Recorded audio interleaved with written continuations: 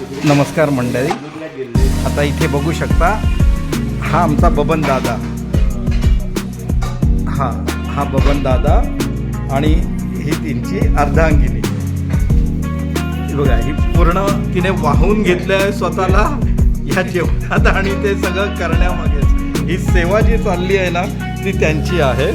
हा त्यांचा किचन इथे बघा, हा पूर्ण असा हा त्यांचा इथे किचन आहे. इकडे 3 फ्रीज आहेत इथे बघू शकताय.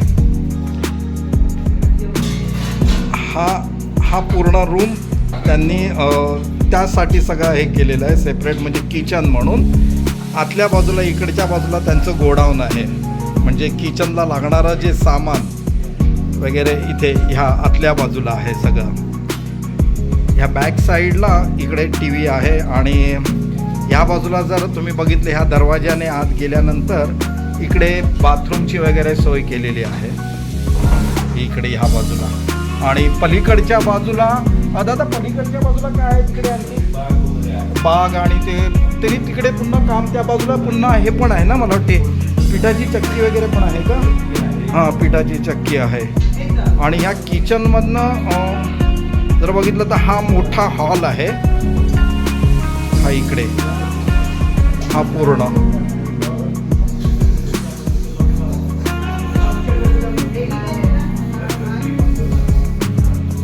इकडे कपाटं ठेवलेली आहेत त्यांची ऑफिसची वगैरे आहेत. आणि इकडच्या बाजूला हे रूम्स त्यांनी हे केलेले आहेत लाभार्थींसाठी वगैरे. इकडे ह्या बाजूला त्यांचा असा हा प्रशस्त हॉलच बघा ना केवढा मोठा आहे. आवाज जरी माझा आला तरी आवाज घुमतो आहे. इकडे त्यांनी एक छोटंसं ऑफिस बनवलेलं आहे.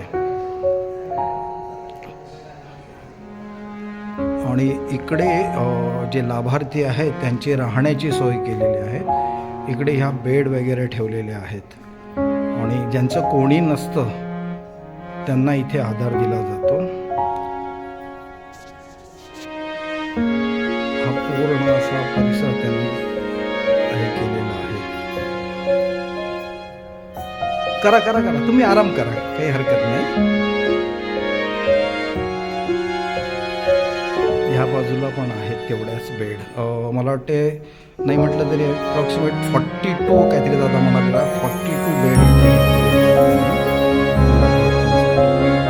एक मुलांसारखाच त्यांचा संभाग.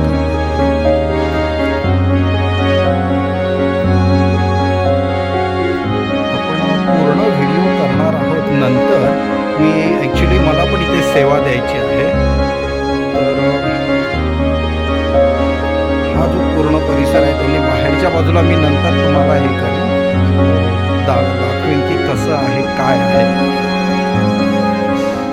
एकच मिनटात फक्त आपण दादाला विचारूया की दादा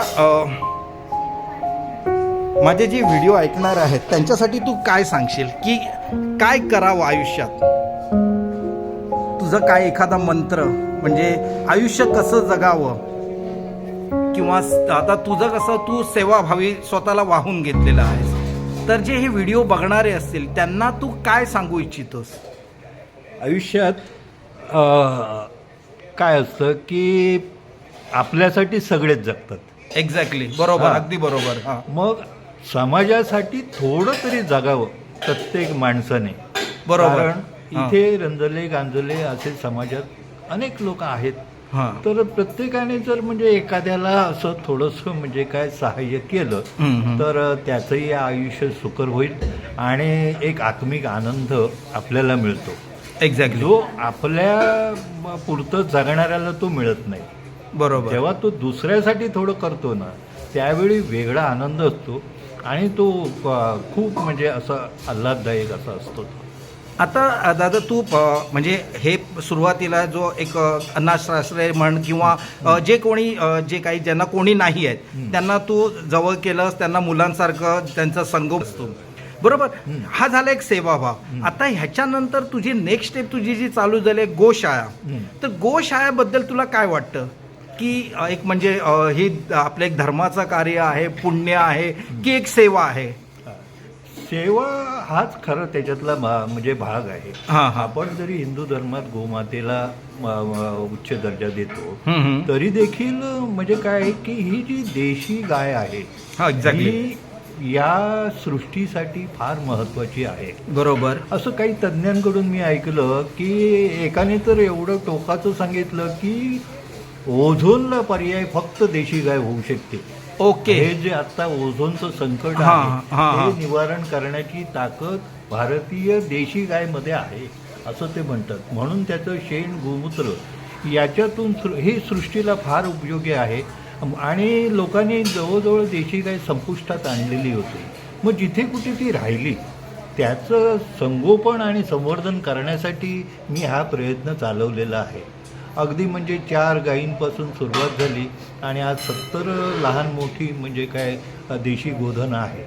आता ह्याच्यातून आम्ही पुन्हा हे जे काय आहे की शेण गोमूत्र त्याचा वापर करून माझे जे लाभार्थी आहेत त्यांना मी म्हणजे काय त्यांच्या गायींच्या म्हणजे काय सान्निध्यात ठेवायसाठी हा उपक्रम आहे. म्हणजे या वयात म्हातारपणात देशी गायचं शेण गोमूत्र आणि त्याचं सान्निध्य हे आरोग्याला फार लाभदायक आहेत असं तज्ज्ञांचं म्हणणं आहे. बरोबर. मग मी ही सांगड घातली.